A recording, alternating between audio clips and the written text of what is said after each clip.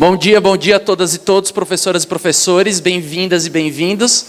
Depois aí da ABA, que já chega desse jeito que ela arrasa, né? Vou tentar aí continuar o debate um pouquinho que ela colocou e caminhar aí para um debate que eu pretendo juntar vários assuntos, sobretudo falar de multiculturalismo, que eu acho que é o que eu posso contribuir de maneira mais vertical aqui para o nosso encontro.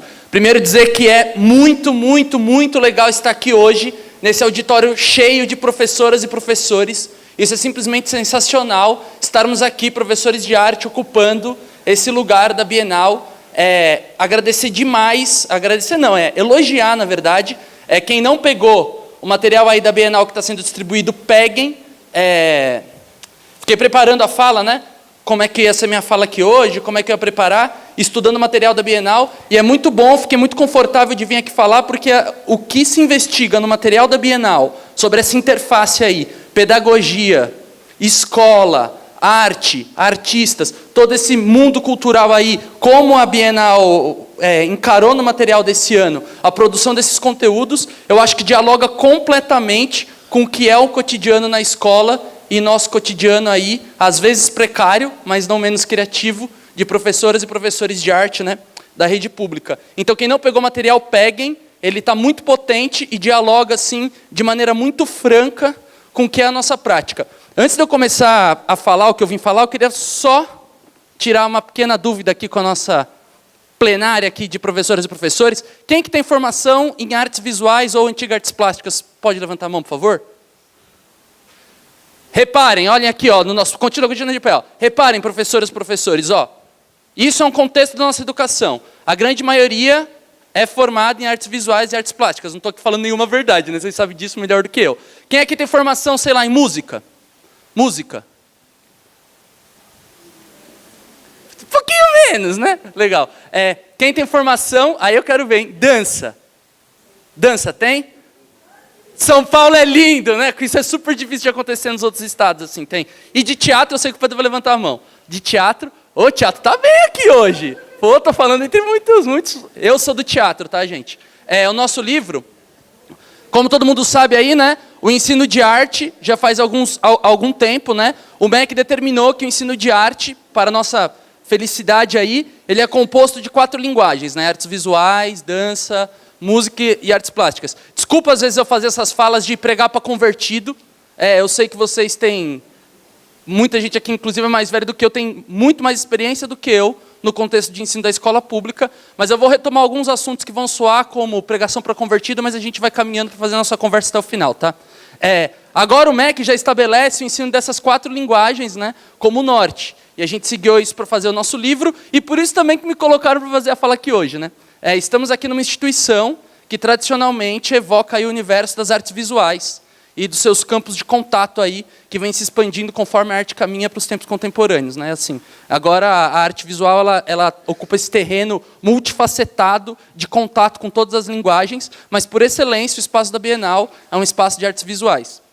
Por conta disso, eu vim aqui fazer minha fala para representar aí, de maneira tímida e precária, o tanto que eu consegui, as outras linguagens que compõem o universo artístico. Como vocês viram, é uma dinâmica de fala que a gente tentou preparar aqui, bem de a gente apresenta coisas e joga o microfone para plenário para vocês falarem. Então, falem à vontade. Estou sentindo ainda falas um pouco tímidas, mas assim, falem tudo o que vier à cabeça, tudo que vocês sentirem que faz contato com a realidade de vocês, com o contexto de vocês, para a gente aproveitar esse espaço aqui que é feito por professoras e professores. Não é sempre que temos um espaço para debater nossa prática pedagógica. Veja que privilégio. Estamos aqui entre pares. Embora a gente tenha perdido esse convívio com os nossos pares, assim, é muito importante a gente poder estar aqui hoje para falar disso. Bom, depois desse longo preâmbulo, eu também fiz uma pequena inversão na minha ordem das minhas falas, né? A gente tinha combinado de, em alguma medida, trazer uma experiência que fosse nossa, fosse ela artística ou pedagógica, aqui para essa fala, em vez de ficar só centrado no nosso livro e contando do conteúdo dele. A gente achava que esse ponto de contato entre o que é a nossa experiência e o que a gente produz enquanto escritores e escritoras de livro didático, talvez fosse legal, sobretudo porque o que a gente mais quer aqui é ouvir o que vocês trazem de experiência. Nesse processo do livro, eu tenho passado em várias escolas, várias mesmo, do Brasil inteiro, e a mim só resta um elogio profundo às professoras e professores de arte, assim. Apesar de toda a precariedade, que a gente sabe que está colocado para quem é professor de rede pública de arte, tanto precariedade de material, né, que costuma faltar bastante, quanto precariedade onde o ensino da arte é colocado em relação às outras disciplinas. Apesar do salário, não vou nem falar, mas apesar das precariedades, o que eu tenho visto e vivido de experiência nas escolas tem sido muito transformador. A gente costuma falar muito que quando a gente pensa no nosso livro, a gente tem plena certeza de que o chão da escola é o essencial para o livro. Que o livro, ele absolutamente não é o protagonista do processo educativo. A gente tem bastante certeza e bastante clareza de que se existe um protagonismo, ele está no professor e na professora, que está lá, diariamente, operando e produzindo educação pública, que é a coisa mais preciosa que a gente tem hoje na sociedade brasileira. E aí passar nas escolas e ver o tamanho de inventividade e criação, apesar de todas as dificuldades que eu tenho visto em todas as escolas, a minha vontade era de inverter, assim, de ficar aqui aplaudindo vocês de pé, enquanto vocês agradecem como se vocês estivessem no teatro, porque tem sido muito bom e muito transformador. Antes de cair no meu assunto, eu queria dizer que o que eu acho que o ensino de artes produz de muito potente na escola, são várias coisas, né? A Bea já citou algumas, mas talvez o que eu tenho mais visto como uma potência é como as práticas artísticas dentro dos ambientes escolares conseguem construir a escola como um espaço de afetividade para os estudantes que habitam a escola. Isso tem sido sensacional de vivenciar. Desde quase todas as escolas que eu fui, os professores já têm a dinâmica de expor nos ambientes escolares a produção que acontece dentro da sala de aula. E aí você chega nas escolas, todo o espaço da escola é tomado por produções culturais que são dos próprios alunos. E aí o aluno vê ali na parede um negócio que ele produziu em sala de aula, ele produz uma relação afetiva com a escola. Ele passa a entender aquele espaço como um espaço que é dele, como um espaço que ele também produz e constrói simbolicamente. E afinal, se a obra dele está na parede, ele está mesmo construindo simbolicamente aquele espaço. Então isso é um primeiro elogio. Segundo elogio que eu tenho visto muito, que não é exatamente o tema da minha fala, mas é a postura transdisciplinar e transversal que as práticas artísticas têm mostrado em todas as escolas. Tenho passado em muitas mesmo. E em todas a gente já vê acontecendo na ponta práticas criativas e transdisciplinares, e na sua grande maioria são puxadas pelos professores de arte. O professor que está lá trabalhando o barroco, e aí vai lá conversar com o professor de história que estuda ali o contexto, e aí produz um material sobre isso. Que está estudando ciência, e aí para fazer um desenho do corpo, cria uma instalação 3D do corpo humano. Eu vi isso montado numa escola, que eu fui hoje. Então, quer dizer, enquanto a gente, em algumas teorias, a gente está defendendo a transdisciplinaridade, posso dizer que na prática das professoras e professores de arte, a transdisciplinaridade já é um acontecimento. Ela já é esse lugar de contato. E veja, é uma transdisciplinaridade que ela não acontece só com o professor de artes e com as outras matérias. Existe essa disposição, e isso eu acho que é um recurso que a gente precisa lembrar quando a gente está nas salas de aula, existe uma disposição de trazer de maneira bastante generosa a cultura juvenil para dentro da sala de aula. E nas aulas de artes, em todas as escolas, nas produções que eu pude ver, a cultura juvenil, ela entra pela porta da frente e é valorizada. Né? A gente sabe hoje, qualquer pessoa que está na sala de aula, também que está hoje numa sala de aula, sabe que os nossos estudantes vêm com uma bagagem cultural extensa, ampla e riquíssima. Riquíssima. A cultura juvenil hoje chega na sala de aula transdisciplinar por excelência. No celular do menino ele produz o filme que ele faz, a música que ele escuta, a peça que ele lê, a arte que ele... O estudante ele já é transdisciplinar por excelência e carrega com ele uma bagagem de uma cultura juvenil extensa, ampla e potente. E aqui eu deixo esse segundo elogio aos professoras e professores, como eu tenho visto essa cultura juvenil participando de maneira ativa das produções.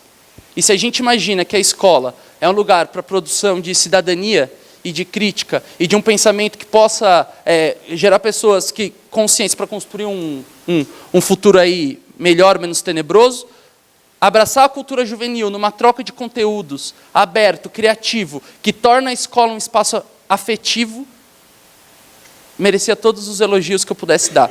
Então, acho que talvez o primeiro passo da minha fala fosse por aí, né? Terminado esse preâmbulo e esse elogio aí a todas e todos que estão aqui presentes, vou aí ao tema que eu vim aqui falar. Eu só preciso acertar o botão para não ir para trás. A transdisciplinaridade, que é transdisciplinaridade, na verdade, da BA. O meu é esse aqui, ó, a abordagem multicultural.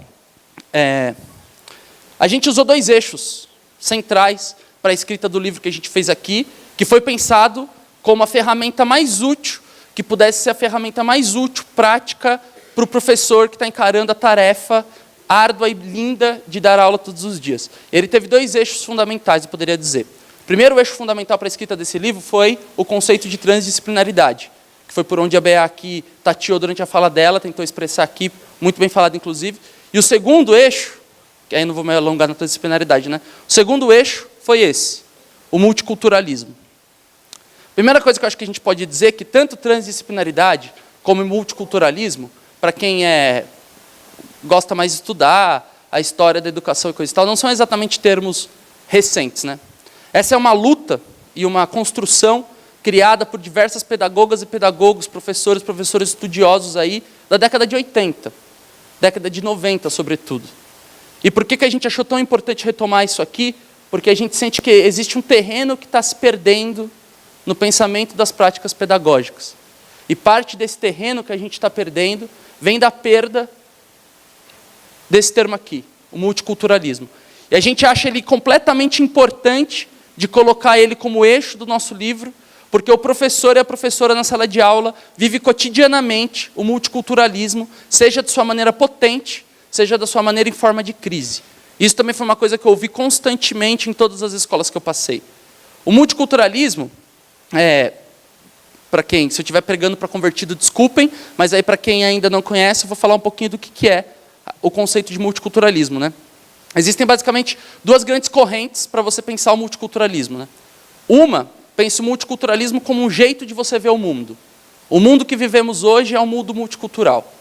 Muitas culturas convivem nele, todos os espaços sociais são a composição dessas culturas, e o multiculturalismo é como se fosse um óculos que você veste para olhar esse mundo cercado de muitas culturas. Essa é uma linha. Existe uma outra linha, que é a que eu posso dizer que eu acredito mais e atuo mais de acordo com essa outra linha, que pensa o multiculturalismo não como um óculos, mas como uma bússola. Uma espécie de bússola mesmo, que te aponta um norte para suas práticas pedagógicas, cidadãs, artísticas, poéticas e humanas na sua vida. Que entende que a gente vive sim em um mundo repleto de culturas, mas que essas culturas não estão em condição de igualdade. E que existem algumas culturas que exercem uma dinâmica hegemônica sobre as outras. Se a gente está pensando de falar de arte e cultura dentro da sala de aula, a gente precisa, por exemplo, partir de um lugar que coloque como protagonista a arte e a cultura brasileira, por exemplo. Essa é uma primeira escolha multicultural. A gente não imagina que a cultura europeia clássica, ou a cultura norte-americana, que durante muito tempo exerceram uma forte influência hegemônica sobre o que era o nosso raciocínio cultural, a gente acredita que a gente não pode simplesmente olhar ela de maneira isenta, que a gente precisa sim ter uma postura ativa de, por exemplo, valorizar a arte e a cultura brasileira. É por isso que no nosso livro também, um dos eixos centrais dele é trazer como protagonista e como principal norte aí dele, valorizar as produções do território nacional como um todo, da arte tanto contemporânea quanto histórica, contando a nossa narrativa aqui da nossa jornada da arte e da cultura brasileira, né? Então essa é a primeira perspectiva, o multiculturalismo enquanto uma bússola, que serve para guiar as nossas práticas, e não para que a gente fique numa condição de ver. O que faz com que, tanto na produção do livro, quanto na sala de aula, a gente opere uma espécie de escambo cultural, espécie de negociação cultural, né? O que eu ouvi muito foi boas coisas, bons relatos de encontros, de produções artísticas que trabalham esses encontros de cultura, mas também ouvi muito relato de muita briga, do aluno que é de religião candomblessista e por isso é maltratado na escola, da aluna que veste saia porque é evangélica e por isso é maltratada na escola, do aluno que vem de uma cultura indígena e não sei o quê, e é maltratado na escola, por exemplo. Isso vocês vão poder falar, falem à vontade do que vocês quiserem, mas a gente sabe que se a gente não pensar o multiculturalismo, a gente não vai pensar ferramentas para enfrentar esse tipo de problema que a gente vive cotidianamente nas nossas produções aí pedagógicas, artísticas. Então, dentro dessa divisão aí da multiculturalidade, eu me posiciono desse lado. E venho aqui dizer que o nosso livro também se posiciona desse lado, e que acredito que seja a maioria dos professores, né? Porque professor na sala de aula dificilmente pode se dar o luxo de só olhar o que está acontecendo, né? Ficar ali de braço cruzado olhando, né? Ele está sempre numa postura ativa e criativa e pedagógica em relação às turmas que ele convive e constrói, né? Então, a gente ter esse norte multicultural para lidar com as nossas turmas que são riquíssimas, e aqui eu estou falando do contexto da escola pública, que é o lugar privilegiado de ver o encontro dessas culturas. O lugar privilegiado. Até aí, estamos juntos, gente? Estou falando muito rápido? Está dando para acompanhar? Então tá bom. Então vamos mais um pouquinho. Continuando falando das escolhas que a gente fez para preparar a fala aqui,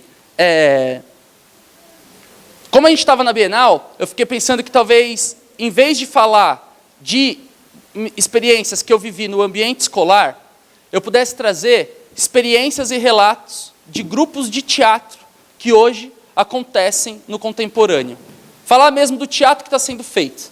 E aí sim, a partir desse teatro que está sendo feito e do multiculturalismo, e traçando pontos de contato entre o que é o nosso pensamento dentro da sala de aula, a defesa da transdisciplinaridade e do multiculturalismo, e o que é as práticas teatrais que estão acontecendo hoje em dia. Para falar disso, e também para defender o teatro, que eu sou do teatro. Teatro é um lindo, e quem não faz teatro na escola, faça. É sensacional. Aqui, provavelmente, na hora que eu abrir o microfone, professores e professoras aí que têm experiências e bons relatos para contar sobre multiculturalidade e teatro, contem, porque são eventos que normalmente modificam muito o cotidiano dentro da escola. O teatro. Esse lindo, o teatro. Mas voltando a falar das produções contemporâneas do multiculturalismo, desse grande caldo aí que eu estou tentando juntar, eu queria dizer que em São Paulo... e também tem isso. Eu fiz uma escolha de recortes de coisas que acontecem aqui, na cidade de São Paulo. Porque como estávamos na Bienal, na cidade de São Paulo, eu pensei que um recorte local era uma boa escolha. Então, a partir desses eixos aí que eu falei, eu queria dizer que hoje, na cidade de São Paulo, o lugar por excelência do multiculturalismo são as periferias. Hoje você quer viver o convívio das diferenças e as muitas culturas e ver o que de rico está sendo produzido do encontro de muitas coisas diferentes, vá para a periferia. Habite os circuitos culturais da periferia que estão se estabelecendo agora, dos quais as escolas são nós e pontos essenciais desses circuitos importantes que estão se construindo. Hoje em São Paulo, se eu tivesse que dizer o que é a expressão do nosso multiculturalismo, eu lhe diria, vá em qualquer sarau de qualquer periferia hoje na cidade de São Paulo, você vai ver e conhecer o que é a produção cultural e artística multicultural da nossa cidade. Veja, daí já partem umas escolhas, né? Eu falei, o multiculturalismo enquanto uma bússola, né? De pensar o quanto que as nossas escolas contribuem para a consolidação e criação desses circuitos alternativos de produção e contemplação das muitas potências culturais. Como que a gente descentraliza essas produções? As escolas são lugares privilegiados para isso. E no meu cotidiano, que eu fui passando nas escolas, fui vendo que essa é uma verdade, né? Bom, aqui eu recortei dois exemplos que estão no nosso livro e que tentam fazer esse diálogo amplo com tudo isso aqui que a gente está tratando, né? Primeira coisa, que tem a ver com o material da Bienal e que tem a ver com essa mesa aqui, né? E que tem a ver com o cotidiano da escola e do professor, eu diria que um termo importante são os processos criativos, processos investigativos. Talvez esse seja um termo importante da gente dizer aqui, porque ele diz respeito tanto ao teatro que é feito hoje, quanto à prática cotidiana do professor de artes na sala de aula, né? Os processos criativos. No material da Bienal, que eu fiquei elogiando aqui no começo, eles usam uma definição desses processos criativos, que a Valquíria vai até falar melhor do que eu, mas que eu acho muito rica para compartilhar, que é como eu penso tanto os meus processos como professor, quanto os meus processos de trabalhador do teatro, que eu tenho um grupo de teatro, vou mostrar umas fotos dele lá no final, até hoje ainda tenho, que os processos criativos, eles são sempre, são processos de investigação realizados em torno de 3 eixos, a grosso modo que a gente pode dizer, né? Contexto, conceito e forma. Qualquer processo investigativo de arte vai circundar esses 3 campos. Contexto, forma e conceito. No teatro, a gente tem uma coisa que a gente chama de processo colaborativo, e que eu acho que ele se assemelha muito ao que é o dia a dia dentro de uma escola, que é como você desdobrar materiais criativos e artísticos a partir da relação ali com o material que você se propõe a trabalhar e o contexto que você vive. Que é coisa mais a ver com o cotidiano da escola do que essa relação? Quer dizer, primeiro, o professor ele lida com o contexto que ele está inserido, né? Uma escola que acontece aqui no centro da cidade, vai ser completamente diferente de uma escola lá no Parque Santo Antônio. E se o professor ou professora quer trabalhar com a sua turma, incluindo eles no trabalho e trazendo a cultura juvenil, ele não pode ignorar o contexto que ele está. Vejam que interessante isso. Segunda coisa que tem tudo a ver com o teatro e com a prática pedagógica na sala de aula é o debate sobre as formas, né? Aí, retomando um pouquinho da fala da BA, se a gente pensar a transdisciplinaridade e as muitas linguagens, embora aqui a grande maioria seja formada em artes visuais, a gente tem um convívio com as outras linguagens no nosso cotidiano de professor, né? Então, pensar o debate de formas, das muitas linguagens que pode se expressar em um trabalho, é outro norte essencial para a gente na sala de aula, né? E o terceiro, e talvez aí, não diria mais importante, mas que costuma ser o ponto de partida do professor e do grupo de teatro, é o conceito, que, no nosso jargão, costuma ser o conteúdo, né? Os conteúdos que trabalhamos nas salas de aula, né? Mas é claro, a gente sabe que hoje em dia esses conteúdos, eles não existe mais essa dinâmica de, vim aqui expressar esses conteúdos, aprendam esses conteúdos. A gente sabe que essa dinâmica aqui é o primeiro passo para você perder a sua turma no ambiente de sala de aula, né? Vim aqui expressar esses conteúdos. Pronto, você perdeu a sua turma, né? E que, quando você vai trabalhando o contexto da turma com esse conteúdo, as formas que esse conteúdo pode ser trabalhado dentro da sala de aula, como incluir todo mundo no fato pedagógico e artístico, são essas coisas que fazem com que a turma vá caminhando junto com você e vá produzindo os encontros e acontecimentos da pedagogia da arte, né? Isso tem tudo a ver com o teatro. Hoje, os grupos de teatro, hoje a modalidade principal de produção do teatro é os grupos de teatro, né? E esses grupos trabalham esse termo chamado processo colaborativo, que nada mais é do que você fazer uma peça de teatro a partir de uma provocação disparadora, pensando no seu contexto e pensando a forma com que você vai dar para essa provocação que você começou. Isso lembra bastante a sala de aula, pelo menos como eu, por exemplo, dou aula, né? Isso é como o teatro é produzido hoje em dia.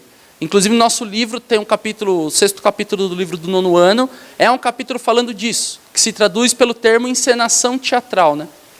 Que o teatro tem essa característica dele acontecer e acabar, né? Dele ser completamente efêmero. Ele se realiza, no momento que ele se realiza, ele termina, né? Não há possibilidade de registro para o teatro. Ele é a arte do efêmero mesmo. Ele se acaba. E o teatro tem essa qualidade de ser uma produção necessariamente coletiva, em um mundo que é cada vez mais individual. Para você fazer uma peça de teatro na sua escola, você vai ter que se aliar com todo o seu contexto. Você vai ter que aliar não só com a turma, vai ter que aliar com os outros professores, vai ter que ir lá brigar na coordenação para conseguir agendar o horário para você fazer a sua apresentação, né, para o resto das turmas. Você vai ter que lidar com a comunidade do entorno, que vai ser o público da sua apresentação. E mais do que isso, o teatro, para ele ser produzido enquanto matéria criativa, ele necessariamente soma pessoas e criatividades e subjetividades. Não existe um teatro que é feito sozinho. Mesmo um monólogo não é feito sozinho. Ele é feito sob a égide de muitas pessoas aí. E aí, no ambiente da sala de aula, a gente pensar as práticas teatrais dentro da sala de aula, tem a ver com essa composição desse corpo coletivo. Esse corpo coletivo que vai produzir arte, no caso, teatro, a partir de todos esses conceitos que eu fui falando. Tamo junto, gente? Como é que estamos? Estou falando muito rápido? Está dando para entender? Estamos devagarzinho? Maravilha. Se eu tiver, pode falar. Vou falar mais devagar, essas coisas todas, tá bom? Como recorte, eu trouxe aqui 2 grupos que estão no nosso livro do Mosaico Artes. Começar falando desse grupo aqui, ó.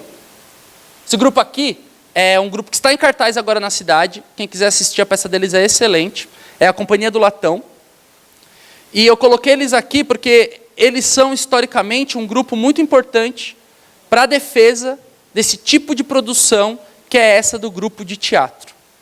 Essa produção do grupo de teatro, em que você cria ali, no enunciado coletivo, com um grupo de criadores, um discurso poético, estético, teatral. A Companhia do Latão, já tem bastante história, de 96, ela foi um dos protagonistas do movimento que aqui em São Paulo ficou muito conhecido, chamado Arte contra a Barbárie. A Arte contra a Barbárie foi uma reunião de grupos de teatro que compreendiam que a produção artística e cultural era um bem público.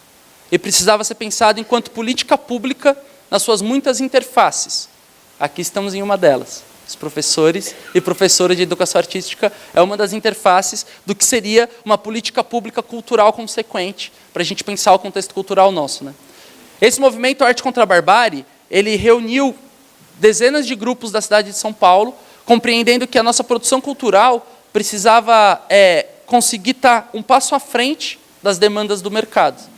Ela precisava conseguir responder ao que são as urgências do nosso tempo, as inquietações do nosso tempo, para criar um tecido cultural intenso que fosse nosso, popular, e que não respondesse necessariamente a nenhuma exigência de mercado.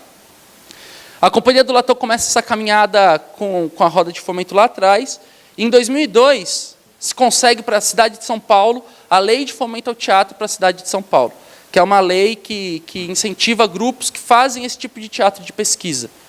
Grupos, inclusive, que em grande parte deles constroem uma interface direta com escolas e equipamentos educativos em geral no entorno do grupo.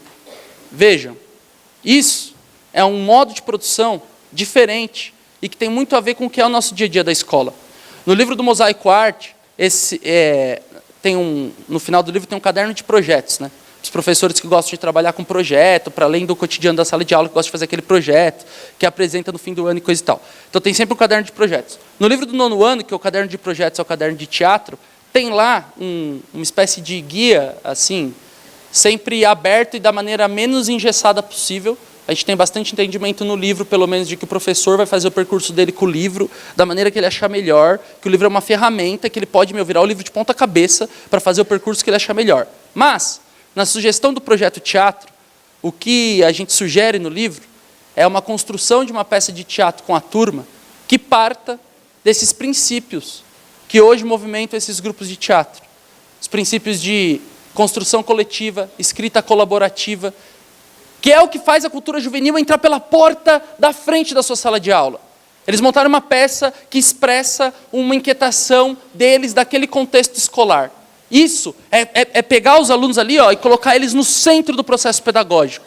E aí você produz o fato pedagógico, a experiência pedagógica. E isso aqui, professores de arte, eu sei que estão bem acostumados com isso, né? Você trabalha aquele conteúdo o bimestre inteiro, mas é lá, quando você monta a exposição, no fim do bimestre, que você vê a turma defendendo o negócio que produziu, falando e com o olho brilhando, mostrando que aquele acontecimento estético-pedagógico, ele produz ali um ensino, é muito recompensador, né? Pelo menos as minhas experiências enquanto professor, o momento, esse fato estético-pedagógico, eram sempre momentos muito brilhantes, assim, e que tem a ver com o teatro. O que eu acho que avançou, por isso que eu pus 2 grupos aqui, o Latão, ele cumpre esse trabalho muito importante, mas eu diria que no tripé que eu desenhei aqui no começo, que era contexto, conceito e forma, contexto, conceito e forma, eu acho que o Latão, por ser ainda, o pensamento vai andando, né? Ele se apegava pouco à ideia de contexto. E eu acho que esse foi o grande ganho do pensamento artístico-cultural dentro das escolas e dos artistas, que é a ideia de valorização dos contextos onde as obras são produzidas. E aí por isso que eu coloquei aqui do lado, essa foto aqui, ó. Esse grupo aqui é a Brava Companhia. A Brava Companhia é um grupo lá do Parque Santo Antônio, periferia da Zona Sul aqui de São Paulo. E esse é um grupo que eu diria que é uma caminhada lógica e produtiva do que eram as propostas do Latão. Por quê? Porque eles, além de pensarem a articulação do conceito com as formas, o contexto que eles estão inseridos, serem um grupo de periferia que atua articulando os pontos culturais das quebradas da cidade de São Paulo, construindo circuitos alternativos de produção e circulação dessa produção cultural periférica. Isso é o contexto da Brava Companhia. E esse contexto é o eixo central do que produz, do teatro que é feito por essa companhia. Eu estou tomando bastante liberdade de falar desses 2 grupos, porque assim como o meu grupo, que é o Coletivo de Galochas, e esses, membros desses grupos são até hoje ligados a várias instâncias pedagógicas. No meu grupo tem eu que dou aula, tem uma menina que é professora da rede pública ainda, concursada e coisa e tal. Eu não posso mais por causa do lance do livro. Nesses grupos também, todos os integrantes dos grupos são envolvidos praticamente com o cotidiano da educação. São ainda professores e coisa e tal. Nesse sentido, que eu acho que a Brava Companhia, valorizando seu contexto, ela consegue se abrir de maneira bastante generosa, porque é o tema da minha fala, o multiculturalismo. Não busca numa espécie de referencial, no cânone clássico, o teatro que eles vão fazer. É claro que o cânone está lá. A gente vai desvalorizar o cânone? Eu vou aqui dizer que Bach, por exemplo, é uma coisa pouco importante. Não, é claro que não, é muito importante. Mas o cânone está lá para ser um material de referência. A primeira coisa que você precisa pensar é o contexto que você está. Isso é quanto que é? 15? Tá bom. É ela que controla o meu tempo ali. Você precisa pensar o contexto que você está colocado, né? E aí, nesse sentido, eu acho que a Brava Companhia ela consegue avançar de maneira bem mais consequente, aí, pensando o que é hoje o contexto das periferias, das escolas, da nossa juventude, e o que de potência tem sido feito por esses atores e atrizes periféricas culturais que hoje habitam o ambiente escolar, aí, o ambiente pedagógico, e, no caso aqui, o ambiente de teatro. Está dando para ficar um pouquinho claro a relação que eu estou tentando traçar entre o que é os grupos de teatro produzindo seu teatro hoje e o que é o nosso dia a dia dentro da escola? Está dando para entender mais ou menos os pontos de contato que eu estou tentando traçar? Estamos na Bienal, né? Então eu pensei que falar dos artistas e falar de produções artísticas, comparando com o nosso cotidiano da escola, era uma coisa bem importante para dizer, né? Disso tudo, do latão que vira Brava, eu inverti a ordem por causa disso. Aí eu poderia dizer do meu grupo, que é o Galochas. O Galochas é um grupo de teatro que tem 7 anos de vida, mais ou menos, e a gente se entende como uma consequência desses processos que a gente que eu estou aqui contando. Eu me entendo como professor, dentro da sala de aula, uma consequência desses processos que eu estou contando. Eu sei que quando eu entro numa sala de aula, para dar uma aula de artes para a minha turma, eu carrego como bagagem essas construções. Primeira coisa que eu vou valorizar é a cultura juvenil dentro da sala de aula. É ouvir como que aquele assunto está chegando e como que eles traduzem isso para a linguagem dessa juventude, que é uma linguagem muito rica. Rica e muito sólida, porque hoje com as mídias sociais, o celular e coisa e tal, a cultura juvenil ela chega de uma maneira muito robusta dentro da sala de aula, né? E segundo, é o debate dos contextos. Meu grupo, que é o Galochas, assim como a Brava, a gente leva como porta de frente a relação com muitos contextos diferentes sociais em que a grande cidade de São Paulo, aqui, a Babilônia São Paulo, oferece para um grupo criativo, né? Esse primeiro trabalho aqui que eu estou mostrando de vocês é uma peça chamada Piratas de Galochas, e ela aconteceu dentro de uma ocupação de moradia lá na Prestes Maia. Essa ocupação, ela é a maior ocupação vertical de moradia da América Latina. Nesse prédio aqui, onde a gente fez essa peça, moravam 370 famílias, só no prédio.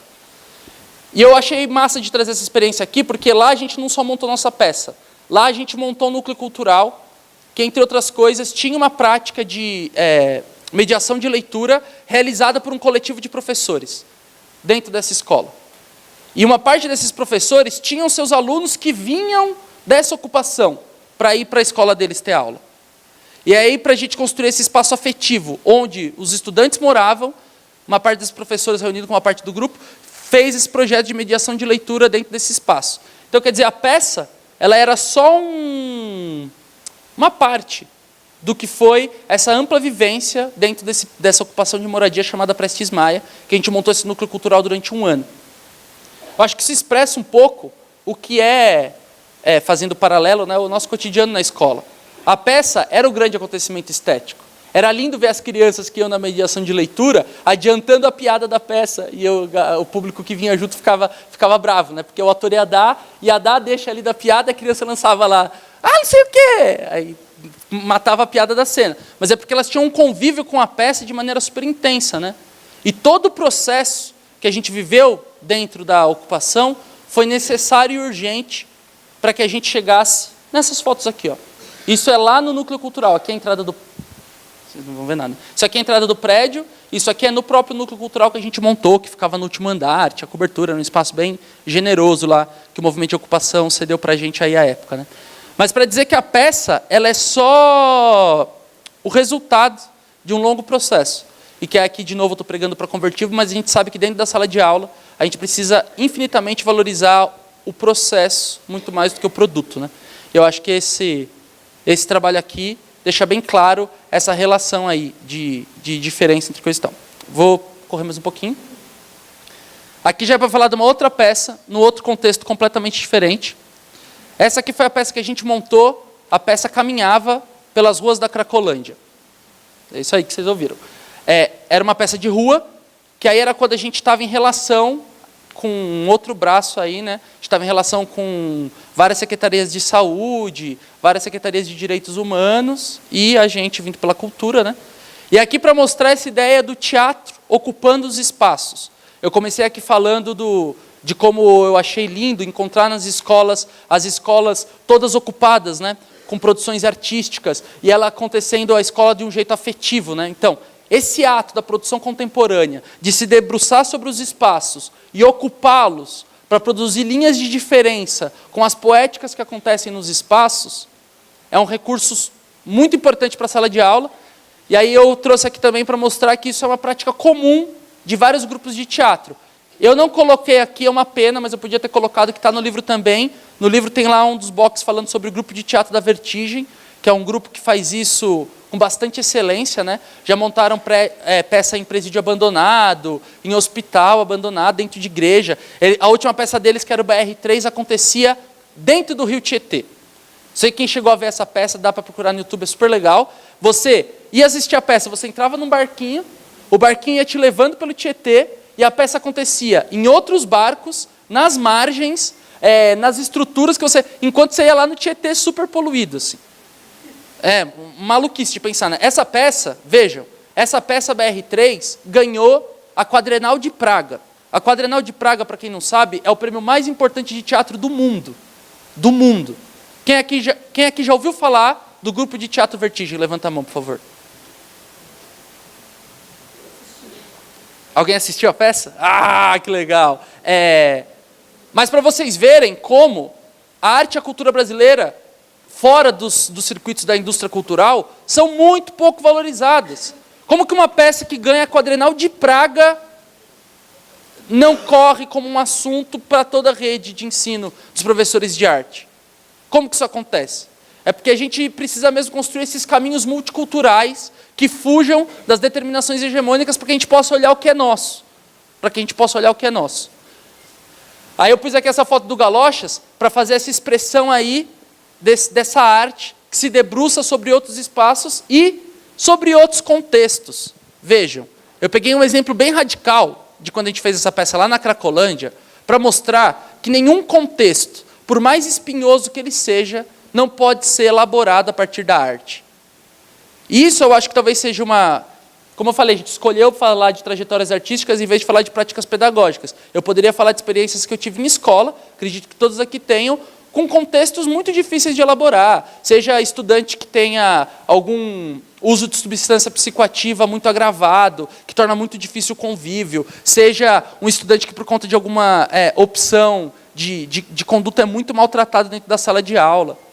E o que eu posso dizer, a partir da experiência da peça na Cracolândia, a partir da experiência do meu cotidiano como professor, é que, ao contrário, esse tipo de problema, de contexto, quando ele não é elaborado, ele se torna um problema infinito, que vai tomar conta do espaço inteiro da escola.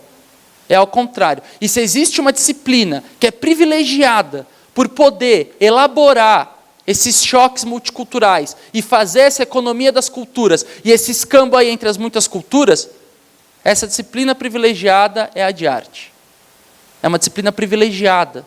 Isso é um privilégio, da gente poder olhar as contradições e as dificuldades do nosso tempo e, com isso, fazer arte, ensino. É um privilégio, apesar de todas as dificuldades que a gente sabe quais são, né, de ser professor. Por isso aqui que eu fiz escolhi mostrar essa foto aqui. Aqui a gente lá no Mano dos Paredões, só que aquela praça ali na frente da Sala São Paulo, para quem conhece aqui São Paulo, é bem ali aquela região. E a peça ia lá para o meio lá da bagunça e saía depois. A peça era uma peça passeio, né? E a nossa relação foi ótima. Foi ótima. tendo como estandarte a produção do teatro, a nossa relação tanto com a população de rua, quanto as famílias que moram lá, né? Porque a gente só olha para a população que está na rua, mas e as famílias, né? Tem um monte de família de baixa renda que mora em todos aqueles predinhos em volta, que foram o nosso primeiro público. De repente, a nossa peça tinha 30 crianças que moravam nesses prédios em volta, que eram invisibilizados, porque todo mundo só olhava para a população de rua. E, de repente, começaram a vir os pais dessas crianças. E, de repente, começou a vir a própria população de rua. E aí, de repente, uma relação que era sempre de briga entre as famílias e a população de rua começou a virar uma relação afetiva. Por quê? Porque tinha um atravessador artístico, poético, pedagógico, que era a nossa peça. Estou provocando nesse sentido para a gente pensar as questões que atravessam as escolas e como eu não acho que a disciplina de arte seja a cereja do bolo. Essa que é a questão. Eu não acho que a disciplina de arte seja a cereja do bolo. Ao contrário, eu acho que ela é o recheio. Eu acho que ela é a estratégia pedagógica dentro das escolas para a gente elaborar as diferenças e as dificuldades e conseguir trabalhar isso em todas as disciplinas e transformar esses atritos em potência e aprendizados. E o teatro, que é um grande dispositivo aí para a gente conseguir fazer isso. Como eu acho que eu devo estar indo para a minha fala para o final, estou imaginando ali, vou passar aqui Opa, passei. Esse último aqui foi um último... E aí eu pus para... Dá para ver eu em cena, que estou aqui, ó, de laranjinha, com um molotov na mão. Aí, por último, eu fiz aqui um recorte dos vários contextos que o Galochas tem circulado aí nos últimos tempos, para fazer aí essa defesa do multiculturalismo e do contexto, e de imaginar esses enfrentamentos, né? Então, aqui, ó, a gente tem... Aqui a gente apresentando lá no Festival de Heliópolis. Aqui a gente apresentando lá na Leste, numa quebrada da Leste. Isso aqui a gente apresentando no Parque da Luz. Estão vendo, é completamente diferente. Isso aqui a gente apresentando dentro de uma escola. Uma escola de Fundamental 2 também. Coronel Pintão. Isso aqui. A gente apresentou já em escola funcionando, a gente apresentou em escola quando ela estava ocupada pelos estudantes, a gente apresentou em equipamento de saúde, a gente apresentou a peça na rua, a gente já fez ela em parque, a gente já fez ela em ocupação. E aí eu escolhi fechar com isso aqui para mostrar essa disponibilidade da produção artística de enfrentar os diferentes contextos e os diferentes atritos. E dizer que talvez a produção artística seja o melhor caminho da gente apontar a educação que a gente acredita, a educação cidadã e crítica que a gente imagina, a formação dos cidadãos e cidadãs que a gente imagina formando ali, ó, que vão operar o mundo no futuro, que a gente espera que seja um mundo menos bruto do que esse que estamos, menos violento do que esse que estamos.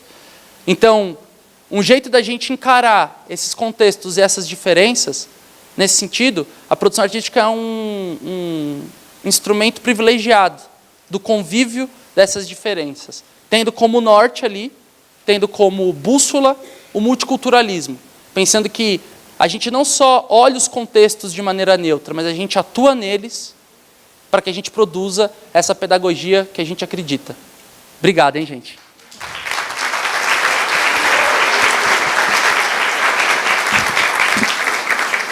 Agora vem aquele momento lindo de vocês falarem. E eu tentei fazer uma fala bem solta aqui, bem à vontade, para vocês também ficarem à vontade aí de falar o que veio de experiência, de atrito, de coisa, de experiência de teatro, de relato multicultural, o que vier na cabeça. Por favor, venham. Conversar com os professores e professoras das escolas foi o essencial desses últimos tempos aí para o nosso livro. Então, queria ouvi-los, ouvir todas e todos aí. Bom dia. Meu nome é Neida, sou professora de arte lá de Itatiba, com a turma toda aqui, né? Então, essa coisa do teatro é muito importante dentro da escola. Tem uma sala de aula que é uma sala minha praticamente, e lá tem os baús, né? E as caixas com os acessórios e os figurinos, e as crianças piram a hora que eu deixo abrir aquilo, né? E sempre nós temos um motivo, né? São os temas, e eles trabalham teatro assim o tempo todo na escola. É uma forma de socialização, é uma forma de interação. E a escola respeita muito esse trabalho que eu faço lá, porque transforma mesmo, transforma muito. Essa semana passada eu estou fazendo um curso de formação com a formadora que está aí, sobre educação pela paz, e joguei esses temas sobre violência, homofobia, intolerância para os alunos. E eles estão filmando com tomadas de cena, como se estivesse fazendo uma novela. E é o teatro, né, vivo. Como você disse, o teatro é efêmero, eu não deixei que se transformasse numa coisa efêmera, mas um registro para que eles possam depois analisar o que eles fizeram e trabalhar a empatia, né, do assunto, até para transformar conceitos, né? Então, eu adoro teatro, sou paulistana, sou formada em São Paulo, e tive o Humberto Magnani, foi meu professor de teatro, e eu piro quando o pessoal fala assim: por que você não coloca as suas produções nas paredes? Eu falo assim: só se eu pregar todos os alunos na parede, né? Porque eu trabalho com teatro, música e dança, né? Eu trabalho muito o contemporâneo, principalmente o hip hop e o rap com eles, tá? E eu estou adorando a palestra porque eu estou me encontrando aqui no assunto. Muito obrigado, viu? Bela fala. Bela fala. Legal. O pessoal está aplaudindo pouco, né? A gente pode aplaudir quem fala ali. Tamo junto. Eu acho que esse debate que você faz de encontrar os temas transversais, que são urgentes, da gente debater aqui do nosso tempo, para produzir essa educação cidadã que a gente acredita dentro das nossas produções artísticas, é essencial. Acho que a gente deve ter uma conduta dentro da sala de aula bem parecida, assim. Eu sou bem dessa pegada. Gratidão. Mais. Voltou Matilde novamente. Eu faço teatro em Sorocaba já há 42 anos. Sou da CIA Clássica de Repertório. E trabalho teatro parceiros. Eu trabalho com primeira a quarta, né? E estou trabalhando teatro em sala de aula, as crianças têm adorado, mas não é disso que eu quero falar também. Eu tenho experiência na periferia, que eu moro na periferia, na Vila Helena, e, assim, cada 15 dias, uma vez por mês, eu vou para a praça, com muito papel, muito pincel, muita tinta e muito teatro. E eles vão chegando, começam com os moradores de rua, que é uma praça que eles frequentam, né? Então, sai muita coisa boa em termos de teatro, que eu estou gravando tudo, quero escrever um livro futuramente disso, né? Então, são projetos assim que... Já trabalhei em muitas escolas em Sorocaba e já fiz muitos projetos muito bons dentro das salas de aula também. Eu acho que todo professor deveria investir nisso aí. Você na praça? Eu vou na praça. Eu sento lá e fico desenhando e vai chegando. Chega bastante gente? Chega bastante gente. Então, estão fazendo um trabalho para fazer uma apresentação na praça logo mais. Bela. Então, é isso. Muito legal, muito legal. Tá vendo? Dá uma cutucadinha, começa a aparecer um monte de experiência muito interessante, né? Tem sido meio otimista. Mais? Eu?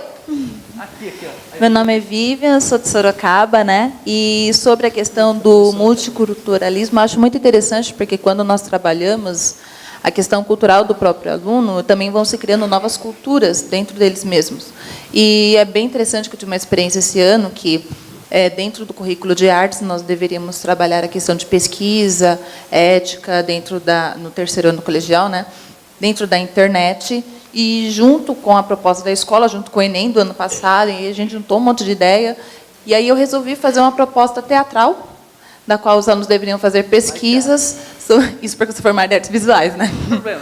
E eles deveriam fazer pesquisas com relação ao tema do ano passado, do Enem, né, de redação, que foi a lei do feminicídio.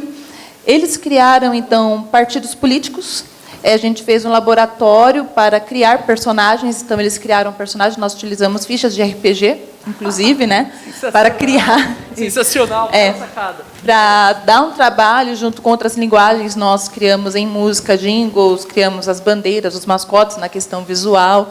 Na questão da dança, a gente trabalhou mais a questão da gestualidade também no teatro, né? Como que um personagem rígido e firme agiria. E é interessante que a cultura que eles trouxeram foi uma cultura muito diferente de uma outra escola que eu trabalhava no ano anterior, que eu pedi remoção. A escola do ano anterior é num bairro de periferia, muito parecido com a Zona Sul de São Paulo, e a atual que eu estou é como se fosse o interior do interior. É um bairro chamado Brigadeiro Tobias, onde a questão até familiar pega de um jeito diferente. Então, eles criaram partidos extremamente diferentes, criaram partidos tanto feministas como machistas, teve uma coligação chamada Pinto Alimentício, porque eles deixei assim a criatividade muito grande. E eles pegaram situações reais deles, discutiram isso em sala, e, por conta dessa discussão, junto com a questão da política, que também estava junto com a votação de impeachment, tudo, eles começaram a criar uma cultura de prestar atenção na política do país também. Por conta dele ter que estudar como foi criada a lei, como que se formam partidos políticos, como que uma pessoa age, eles também criaram essa cultura de prestar atenção na questão política brasileira. Então, os debates que eram antes, no início do ano, extremamente superficiais, do tipo, mas fulano rouba, mas tal fulano, eles começaram a pesquisar mesmo e ter mais embasamento e argumentação para falar sobre aquilo. Então, foi uma cultura assim que eu não esperava que fosse acontecer, e para mim foi incrível, maravilhoso. Bela experiência. Criar partido político é, no mínimo, uma premissa provocadora, né? Assim, não importa para onde caminha, a premissa já começa super crítica, né? Muito legal isso. Bom dia, sou Nivaldo. Estou numa coordenação, trabalhando com as professoras. Antes de ser coordenador, eu sou professor. E tenho aqui as minhas heroínas e falo para vocês um projeto de transformação, que nós somos professores, eu coordenador, das unidades prisionais de Sorocaba. E lá nós estamos fazendo um trabalho transformador incrível, que vai desde do teatro, dança, que estão introduzindo recentemente, e do trabalho de autores, que eles estão escrevendo coisas das suas próprias vidas, estão à margem da sociedade. Porém, nós estamos fazendo um trabalho desafiador, que é inseri-los novamente na sociedade. Então, é um trabalho que precisa ser conhecido por muita gente, e convido a qualquer um de vocês, a todos vocês, que comunique com a gente para uma visita, para conhecer o trabalho que está sendo desenvolvido, grandemente, brilhante por essas garotas aqui, que trabalham com jovens de 18 a 82 anos. Nós trabalhamos com o Mundo EJA e estamos inserindo esse pessoal na sociedade através da transformação e acreditando neles. Bela! Qual é o nome do projeto? Qual que é o nome do projeto? A educação nas prisões. Educação nas prisões. Na minha trajetória aí de educador, eu tive a felicidade, e eu falo felicidade sem nenhum sombra de pejorativa aí, de ser um educador que trabalhou, não era contexto prisional, mas fui oficineiro de medida socioeducativa e também fui oficineiro de CAPS para atender adolescentes egressos da Fundação Casa. E é louvável ouvir um projeto aí, eu acho que é super importante esse tipo de prática, e como a produção artística pode mesmo lidar com qualquer contexto, não é? E produzir criação e potência em qualquer contexto que ela habite de maneira generosa. Na verdade, então, parabéns aí o time das guerreiras que estão aí no fundo aí. Sensacional. Merece mais palmas.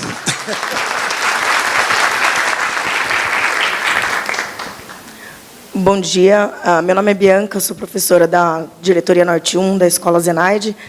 A Escola Zenaide fica numa região de Pirituba, onde tinha muita falta de professores. Então, eu peguei uma turma muito de repetentes, por causa dessa progressão continuada, onde os alunos de 8ª série não sabem ler nem escrever. Tem uma dificuldade muito grande.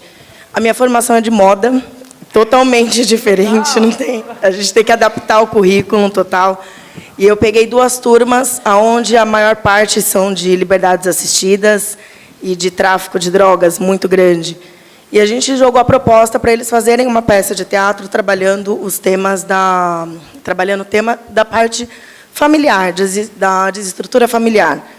É um projeto que está em andamento ainda, e assim, eles não entravam nas aulas, eles não querem ir para a escola, eles querem ir para a escola apenas para fazer o uso de entorpecentes e de venda e de mexer no celular. E esse projeto, trabalhando com uma professora de matemática, professora de línguas, de inglês e de português, a gente conseguiu fazer com que eles começassem a montar os próprios diálogos, fazer a parte de cálculo para fazer o palco, fazer as roupas, fazer tudo. E é um projeto que eu levei, inclusive, para eles apresentarem para a escola particular, que eu dou aula também. E eles estão super animados. São 2 salas, estão assim, melhoraram muito a nota, melhoraram o desempenho na escola, vão à escola agora para estudar, e eles querem apresentar de qualquer jeito, porque eles estão vendo o projeto sair do papel. Então, assim, eu acho que há uma forma assim de cultura, de trazer eles para a cultura na comunidade carente, que é o que falta. E aí eles acreditam nisso, que eles podem fazer, e muda muita coisa. Ela. Teatro é um lindo, né? Ah, o teatro, esse lindo. Façam teatro na escola, gente. Eu sou apaixonado por teatro, então eu faço essa defesa peremptória em todo espaço que eu falo com o professor, porque produz esse tipo de experiência sensacional, né? Poderia também contar, quando eu era oficineiro lá e trabalhava com os meninos da Fundação Casa, também tivemos uma experiência parecida, que eles escreveram uma peça de teatro da realidade deles, e também deu muito certo, assim. É uma experiência irmã dessa sua que você está contando. E dá super certo, muito legal. Quem é o próximo aí a falar? Ou próxima? Próxima. Oi, meu nome é Suzana, eu sou arte educadora do interior de São Paulo, Taubaté. Então, primeiro eu vou elogiar o seu trabalho, porque, tipo, não é demagogia, né? Você vê que você tem toda uma experiência e isso que nos fomenta, na verdade. E é o que eu mais passo lá, porque a gente não tem recurso material, a gente não tem um espaço específico, e as crianças ficam naquele molde antiquado de arte, do fazer artístico dentro da sala de aula. E eu tenho muito comigo assim que o mais importante é o processo do que o produto final. E é uma luta muito grande, porque você mexe em toda uma estrutura que está lá há muito tempo, e as pessoas ficam questionando, mas isso, o que é isso que você está fazendo agora e tal. E é uma luta mesmo. Então, assim, ouvir sua fala, ouvir a fala dos colegas aqui, realmente me fomenta para continuar.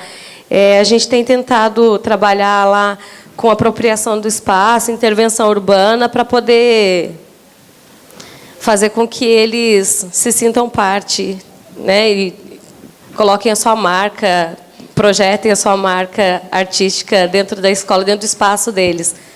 É isso, obrigada. A gente que agradece. Eu passei em Taubaté. A gente, com o livro aprovado, a gente tem uma rotina de ir em muitas escolas conversar com os professores, né? Para ver como que eles estão entendendo o ensino, trocar experiências, ouvir relatos. E é uma das partes mais ricas, na verdade, do nosso processo, é ouvir dos professores como que está a lida da aula de artes nos contextos. Assim. Eu brinquei outro dia, não lembro o que eu estava falando, que eu estava fazendo uma lista de ideias que eu fui recebendo de professores, passando escola em escola. Daria para escrever um livro novo só a partir dos relatos que eu fui ouvindo de escola em escola. Assim. Que bom que... Espero que seja uma ferramenta útil. A gente tentou fazer o livro a ferramenta mais útil possível para o professora, que a gente sabe que o protagonismo está nele, no professor e na professora ali, encarando as dificuldades de tocar a aula. Gratidão aí pelos elogios, viu? Mais alguém?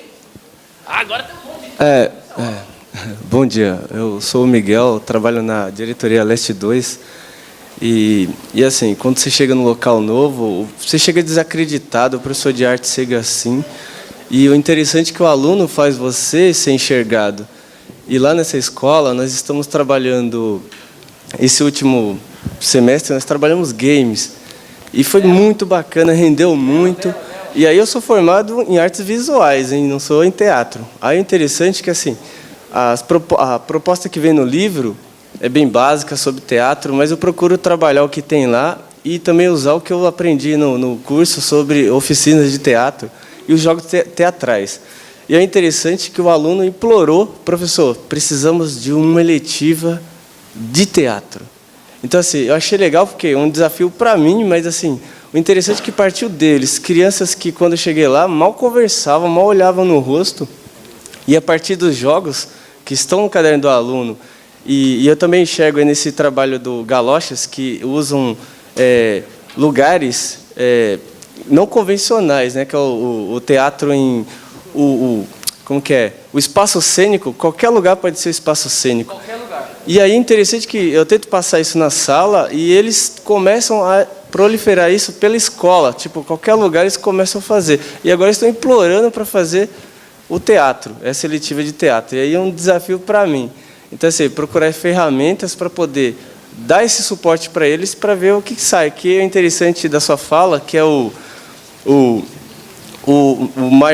melhor prêmio não é o produto final, mas sim o processo.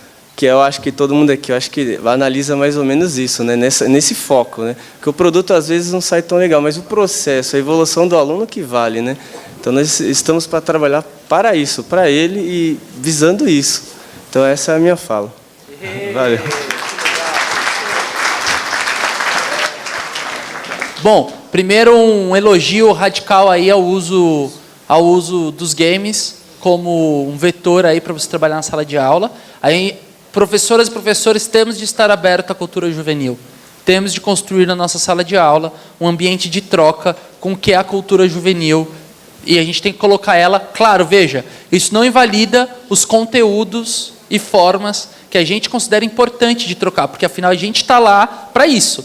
Nós que estudamos um monte de ano, que tem uma bagagem aí de não sei quantos anos de sala de aula, que tem um projeto para dar sua aula na sala de aula, imaginando ali uma pedagogia cidadã, crítica lá na frente. Claro, a gente tem a responsabilidade de trazer conteúdos para que eles se confrontem, se componham e se costurem com o que é a cultura juvenil. Mas trazer a cultura juvenil pela mão, assim, isso é a primeira coisa. Segunda coisa que eu queria te dizer, que eu não sei se você já pegou o nosso livro aqui, mas que no livro, além de ter esse projeto teatro, que explica como você faz passo a passo uma peça de teatro, tem um monte de jogo teatral que eu acho que vai te ajudar, no nosso projeto editorial a gente fez muita questão de colocar dramaturgias no livro. Então vem vários textos de teatro dentro do livro. Inclusive do Latão, que eu mostrei aqui, tem a peça quase inteira da Comédia do Trabalho. Tem 3 peças quase inteiras feitas para você pegar e montar com a turma, e tem trechos soltos também de peças importantes aí. Porque às vezes é difícil, não é todo mundo que tem acesso à dramaturgia, não sei o quê. Claro, se tiver um texto que você goste mais para trabalhar no seu contexto, é seu, né? Faça do livro que você quiser, não é para te engessar. Mas se precisar de dramaturgia, tem já no livro, impresso já as dramaturgias para você já trabalhar e já ter algum lugar para partir. Tá bom? Bela fala dos games aí. Quem?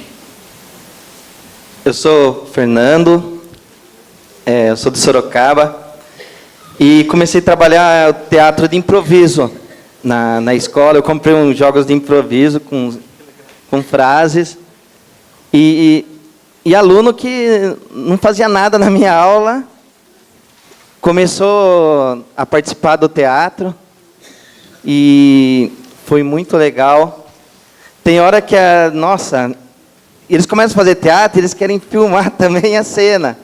Então, é uma briga, você ali, orientando eles e falando para que não pode filmar, que é proibido.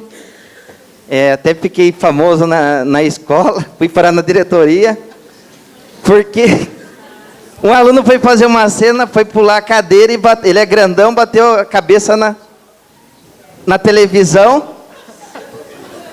E daí filmaram, não deu para segurar. Teve mais de 1000 visualizações. A diretora falou assim, olha, você não faça mais teatro, pare com isso na sala de aula. E daí eu falei, tudo bem, marca horário para fazer. Eu falei, tudo bem. Daí eu falei, já que não dá para fazer mais teatro, eu vou começar a trabalhar mímica. Não parei com isso. Daí eu falei, acho que é mais calma a mímica. Deu certo a mímica também. Mas alguém bateu a cabeça na mímica? Na mímica foi mais calmo. Mas eles adoraram, é isso aí. Que legal. Virou um fenômeno da escola, porque o menino bateu a cabeça, você está vendo, né? Mas ele ficou inteiro, não ficou? Ele fez que não doeu nada, mas... Maravilha, quem? Bom dia, eu sou a Lucineide, Leste 2, São Miguel Paulista, aqui. Então, eu vou aproveitar um pouco a fala de alguns professores e o que eu acredito que nós estamos vivendo assim um momento diferente, né? Eu vou colocar aqui algumas percepções que eu tenho tendo esse ano e vou aproveitar a fala do colega aqui perto de mim que falou das ocupações, né? Eu acredito que as ocupações, elas fizeram com que os nossos alunos da rede pública, eles quisessem mostrar o seu protagonismo, o protagonismo juvenil. Eu acredito que temos que aproveitar esse momento e trazer a cultura juvenil. E na escola que eu trabalho, tem acontecido muitas coisas. Eu, enquanto professora de artes, tenho conseguido realizar, com a arte contemporânea que eu trabalho, intervenções, peças de teatro. Muita coisa eu consegui fazer a partir do impeachment, com as questões de gênero, né? Com essa questão do Enem, né? Então, eu, lá na escola, junto com os professores, a gente tem trazido coisas diferentes. A quadrilha, a festa junina, quadrilha, a dança da quadrilha, que faz tempo que quase ninguém quer dançar mais, né? Participar das festas juninas. E eles, por iniciativa deles, eles quiseram realizar uma dança da quadrilha com tema LGBT. Professora, vamos fazer uma quadrilha, né? Com a professora de português, vamos fazer uma quadrilha, e a nossa quadrilha é LGBT. Então, eu tenho observado que as ocupações mostraram para eles, né, eles terem visto esses adolescentes na TV e com muito protagonismo mesmo, se colocando. A gente sabe que, provavelmente, algumas escolas tiveram alguns professores, né, envolvidos nesse processo, mas a gente... através da fala deles, eles trouxeram muitas coisas boas, né? E, a partir daí, eles plantaram sementes, na minha visão, plantaram sementes e fizeram com que os alunos quisessem, de novo, aparecer dentro das escolas e começar a fazer coisas. E, na escola que eu trabalho, João Prado Margarido, eles estão produzindo bastante. É isso.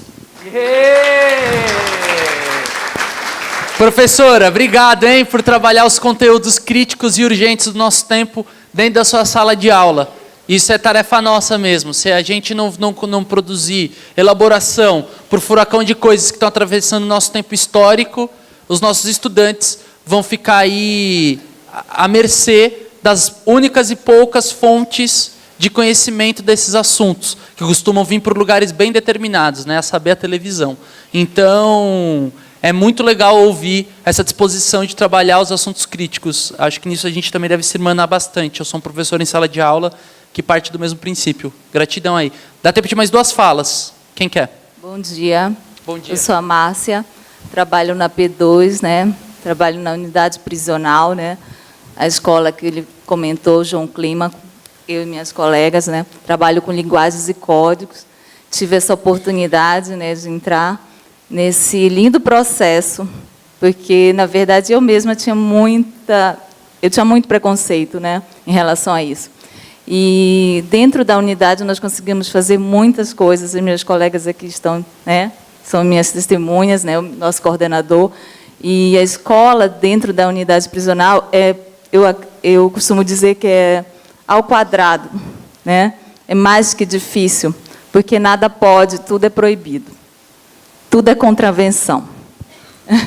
E hoje nós desenvolvemos várias atividades, inclusive, na terça-feira nós vamos para a nossa segunda Expo junina, né, dentro, né, da unidade, vamos ter desfile dos mister, catira, vamos ter parlendas, todo esse envolvimento nós temos, né, com os alunos.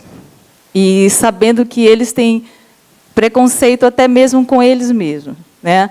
E também dentro da unidade tem um projeto que é remissão por leitura. Eu faço parte desse projeto, né, juntamente com o coordenador educacional, e a partir disso surgiu a ideia, né, do nosso coordenador, o senhor Nivaldo, que falou ainda há pouco, para nós fazermos uma relação do pessoal da remissão por leitura com os alunos do João Clímaco, porque eu sou professora da escola João Clímaco, estou dentro da unidade prisional, né? Costumo dizer para eles que eles não estão dentro de uma unidade prisional, e sim dentro de uma escola. Aqui é sempre e será escola, aqui vocês são livres. E eu gostaria de dizer que um dia nós fizemos uma atividade, né, e eu pedi para eles se movimentarem, e um falou, não, professora, o guarda na muralha. Né? E isso me deixou um pouco assim, inibida. Mas aí, depois a gente acabou esquecendo e continuamos fazendo nossas atividades. E agora, com esse projeto, né, da remissão por leitura, eles leem um livro, né, eles têm 30 dias para ler um livro, eles têm 4 dias de remissão. E o Nivaldo sugeriu que eles fizessem desenhos para os alunos da escola João Clímaco, que são alunos do ensino médio fundamental, e fizessem um trocadilho. E isso vai dar muito certo, já deu certo. Obrigada. Olha, esse relato aí é quase uma síntese do que eu pretendia trazer como temas e assuntos e formas aqui para o nosso debate, né? Como ele circula por todos os conceitos de transdisciplinaridade e multiculturalismo, né? E mostra como são dispositivos que a gente pode usar para trabalhar e achar potência em qualquer contexto, né? Muito legal, muito obrigado pelo relato. Última fala daqui da minha intervenção. Oi, eu sou a professora Cida, eu trabalho pela Leste 2, na periferia, né? E assim, ainda há, eu não sei se alguns podem me acompanhar, a visão da arte, que é só desenho, né? E a gente tenta, em sala de aula, mostrar que é um mundo muito maior do que o desenho. E, assim, um colega de trabalho falou sobre teatro de improviso. Eu tento sempre, em sala de aula, mostrar uma diversidade de coisas. E, assim, eu propus o jogo teatral e trabalhei com objetos trazidos de casa. E surgiu de tudo, gente. E foi uma coisa muito interessante, porque eu não dei tema, eu dividi grupos, coloquei os objetos no meio da sala e falei, cada grupo vai escolher um objeto e esse objeto vai ter que fazer parte da cena. E aí, para eles, foi uma coisa assim, muito louca. Professora, o que é isso? Eu falei, então, eu quero ver o processo de criação em forma de teatro de improviso. Vamos lá? E saiu de tudo. Assim, essa preocupação de se machucar ocorreu mesmo. A questão também da preocupação da filmagem, que é assim, não, às vezes a gente tem que ficar lutando, mas foi alguma coisa muito importante, porque eu quis mostrar que tem que ter uma visão de mundo menos reducionista, que a arte ela pode expandir em termos de expressão, e veio muito do cotidiano de cada um deles. E assim, então surgiu de tudo, surgiu a questão política, surgiu o cotidiano, até na questão das drogas, né?